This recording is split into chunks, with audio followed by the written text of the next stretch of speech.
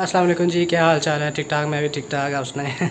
मैंने कहा कि यार ईद करीब आ रही है, ईद बल्कि करीब क्या आ गई भी है। ईद तकरीबन 7 घंटे रह गई ईद की नमाज में, और उसके बाद फिर कुर्बानी का सिलसिला शुरू हो जाएगा। तो मैंने कहा यार ईद से पहले एक व्लॉग निकाल लेते हैं, फिर उसके बाद ईद पे निकालेंगे। यानी कि बहुत से लोगों को इस चीज़ का अंदाज़ा नहीं होगा, लेकिन जो पेपाल पहले था, जिसका हम लोग रोते रहते हैं कि फ्रीलांसिंग के लिए जो रोते हैं कि हम लोग पेपाल का, यानी कि हम लोग काफ़ी इंतज़ार कर रहे होते हैं, उसकी भी एक बैक स्टोरी है, उसकी भी वजह एक है। वो इस वजह से क्योंकि जब पहले पेपाल आया था तो सुनने में आता है कि लोगों ने काफ़ी उसके साथ फ्रॉड वगैरह किया था। पहले पैसे वगैरह ले लेते थे एडवांस में, कुछ इस तरह करके उन्होंने यानी कि लोन वगैरह के शक्ल में उन्होंने पैसे वगैरह निकलवाने लग गए पेपाल से।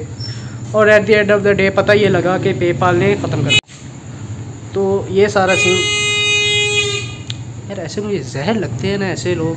मेरे पास चाबी रख लो, चाबी जब आओ बाहर तो खुद ही दरवाज़ा खोलो, बाहर आके हॉर्न बजा के आसपास के भी तंग करना है और जाके ख़ुद भी नहीं खोला। अजीब वैसे। खैर बात हो रही थी पेपाल की, तो वो भी यही हुआ था कि उन्होंने क्या कहते हैं लोन वगैरह लिया, जिसकी वजह से एंड पे आके पेपाल ने कहा कि नहीं भाई बहुत हो गया है, हमने अब यहाँ से चले जाना। तो इसी तरह पेपाल जो है वो बैन हो गया था पाकिस्तान में, और आ जाके अमेज़ॉन का शुरू हुआ था कि यार अमेज़ॉन बहुत अच्छा काम शुरू हो गया था, ड्रॉप शिपिंग, और हर कोई आ रहा था अमेज़ॉन पे।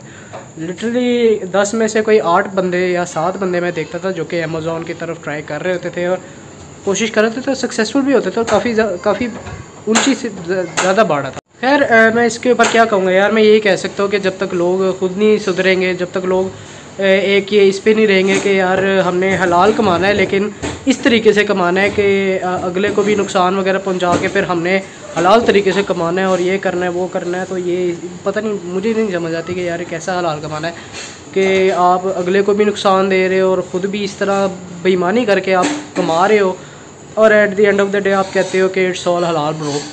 तो इट्स नॉट हलाल ब्रो, इट्स हराम ब्रो, ठीक है। तो जब तक आप अपने काम के साथ ईमानदारी नहीं करेंगे, तब तक आप जो उनसे हैं वो कभी भी ये हलाल हराम के बारे में आप डिस्कस करने की बात नहीं बनती। देखो हमारी ज़िंदगी में इतनी टेंशनें हैं, हमने ऑफिस जाना होता है, सुबह उठना होता है, जल्दी उठना होता है, खाने वगैरह की टेंशन, ये टेंशन वो टेंशन, और मेरे पीछे माइकल शुमाइकल देखे जो कि आराम से इस तरह चल रहा है, कोई टेंशन नहीं, कोई कुछ नहीं है, बस वो बकरे देख रहे हैं और वहाँ पर इंजॉय कर रहे हैं। ये आराम से बकरे देख रहे हैं, एंजॉय कर रहा है। तो ऐसी ज़िंदगी होनी चाहिए, एंजॉय करो, कुछ नहीं रखा। सर टॉपिक से दोबारा हट गए, जो कि मैं हटता रहता हूँ। मैं इस तरह ना बीच में एकदम से यू टर्न मार लेता हूँ, कभी इधर हो जाता हूँ, कभी इधर, गुस्से में इधर उधर हो जाता हूँ। खैर इससे कोई 10 दिन पहले जो उनसे वो शेव वगैरह की थी, उसके बाद नहीं की, 10 दिन के बाद ये हालत हुई हुई है मेरी। तो क्यों मुझे टकरे मार रहे हो?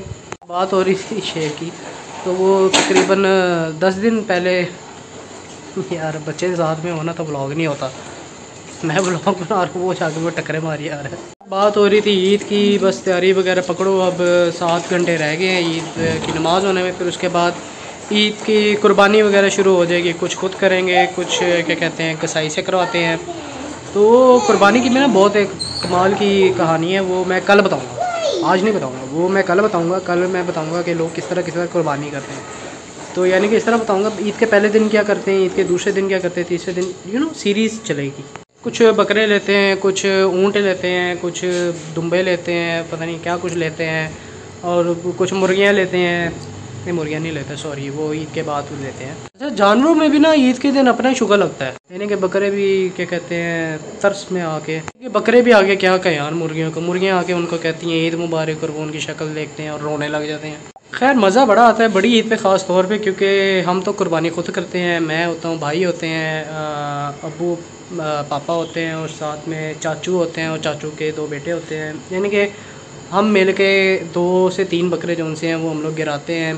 गिराने का काम होता है किसी का छुरी फेरने का काम होता है, ज़िबा करने का काम होता है, किसी की टांगे पकड़ने का काम होता है, किसी की वीडियो बनाने का काम होता है। यानी हर किसी के ना एक डिपार्टमेंट दिया होता है कि आप ये करो ये करो। पहले ना मेरा भी डिपार्टमेंट है कि मैं ना बकरे को गिराऊंगा, तो इसी वजह से ना कुछ अर्से पहले से मैं जिम ज्वाइन कर लिया था, इसी वजह से किया था। वहाँ पे ख़ास तौर पे ये मैं एक्सरसाइज लगाता था कि बकरे को गिराना कैसे, ख़ास तौर पे 90% 80% मेरी यही एक्सरसाइज होती है कि बकरे को गिराना कैसे है। बाकी तो खैर जिस्म की चलती रहती है, लेकिन मेरे मेन था कि बकरे को गिराना कैसे है। इसके टांगे पकड़ के ऐसे उल्टाना है, और जॉन सीना की तरह उसको, नहीं जॉन सीना नहीं, चॉक्स टाइम कौन मारता है यार, जो भी है बस गिराना है, सिंपल सी बात है। फिर उसके बाद हम लोग इकट्ठे बैठते हैं, इकट्ठे बैठ के जिसका हमें ज़िबा किया होता है उसके फिर हम लोग खाल वगैरह उतारते हैं। एक हम लोग गुस्से में कहते हैं कि भाई मैं तेरी खाल उतार दूँगा अगर तू बाज़ ना आया, तो हम लोग इसको कहते हैं कि भाई हम तेरी खाल उतार देंगे अगर तू ज़िबा हो गया।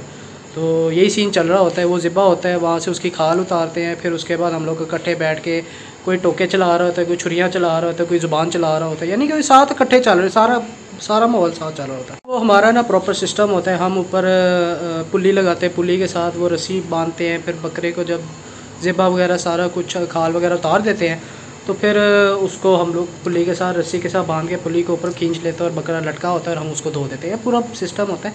कल आपको पूरा प्रोसेस दिखाएंगे हम लोग कैसे करते हैं। हमारा ना काफ़ी प्रोफेशनल एक्सपीरियंस है, तो कभी कभार अगर आपको चाहिए तो आप हमसे कांटेक्ट करें, हम आके आपको अच्छी सर्विस देंगे, टेंशन ना लें। आपके अच्छे बकरे हम लोग ज़िबा करेंगे, खाल वगैरह अच्छी उतारेंगे। बस थोड़े चार्जेस ज़्यादा होंगे क्योंकि प्रोफेशनल कसाई, वी आर प्रोफेशनल कसाई नहीं, नॉट कसाई। खैर अभी मैं सारी डिटेल्स वगैरह नहीं बताऊँगा, खैर आप डिटेल्स तो सारी हो ही गई हैं, लेकिन आपको अभी यहाँ तक रखूँगा। बाकी डिटेल्स जो सी है वो आपको मैं कल बताऊँगा कि हम लोग किस तरह इसकी कुर्बानी वगैरह करते हैं। तो इसलिए तब तक के लिए आप बकरों को बाहर लेके जाएँ, उनको चारा वगैरह खिलाएँ, उनको फ्राई वगैरह, और मुझे भी ज़रा जाने दें क्योंकि मेरी भी कुछ जगह कमिटमेंट्स हैं। उसके बाद मैंने भी इनको चारा वगैरह पानी देना, अगर वो ना दिया तो एक तो इन्होंने मुझे गालियाँ देनी है, लेकिन घर आके फिर मेरे वालिद मोहतरम ने मेरी छितरबाजी करनी है। तो इस वजह से तब तक के लिए मैं कल तक के लिए अल्लाह हाफिज़ नासिर और नासिर साहब।